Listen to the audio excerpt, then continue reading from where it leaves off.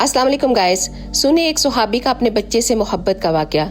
एक सुहाबी अपने बच्चे से बहुत मोहब्बत करते थे और वो जब भी नबी पाक सल्लल्लाहु अलैहि वसल्लम की खिदमत में हाजिर होते तो वो बच्चा भी उनके साथ होता था। वो कभी भी उस बच्चे को अपने से जुदा नहीं करते थे। तो एक दफा आप सल्लल्लाहु अलैहि वसल्लम ने उस सुहाबी से पूछा, क्या तुम अपने बच्चे से बहुत मोहब्बत करते हो? तो उस सुहाबी ने कहा, जी या रसूलल्लाह, मुझे इससे बहुत मोहब्बत है और मैं इसे टूट कर चाहता हूँ। अपने बेटे की मोहब्बत में वो हुजूर से ये कह बैठे कि या रसूलल्लाह, मैं अल्लाह से दुआ करता हूँ कि अल्लाह भी आपसे ऐसी मोहब्बत फरमाए जैसी मैं अपने बेटे से करता हूँ। हालांकि नबी सल्लल्लाहु अलैहि वसल्लम तो अल्लाह के हबीब हैं, अल्लाह के लाडले नबी हैं। वो ये कहकर चले गए। फिर कई दिन गुजर गए, वो नजर न आए।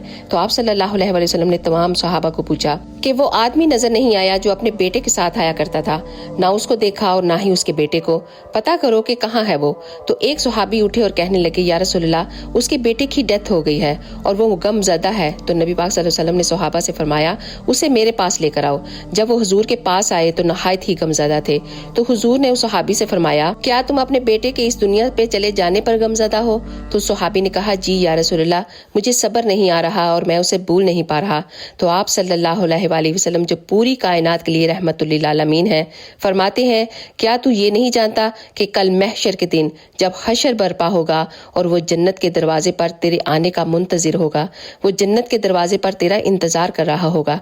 तो आपकी इस बात पर एक सुहाबी अर्ज करने लगे, या रसूलल्लाह, क्या ये सिर्फ इस शख्स के लिए है या फिर हर आने वाला शख्स जो आपका गुलाम है उस पर भी ये इनाम मिलेगा? तो आप सल्लल्लाहु अलैहि वसल्लम ने फरमाया, क़यामत तक आने वाला हर गुलाम जिसके साथ ऐसा मामला पेश आ जाएगा, अल्लाह किसी भी बच्चे की रूह को कब्ज कर लेगा।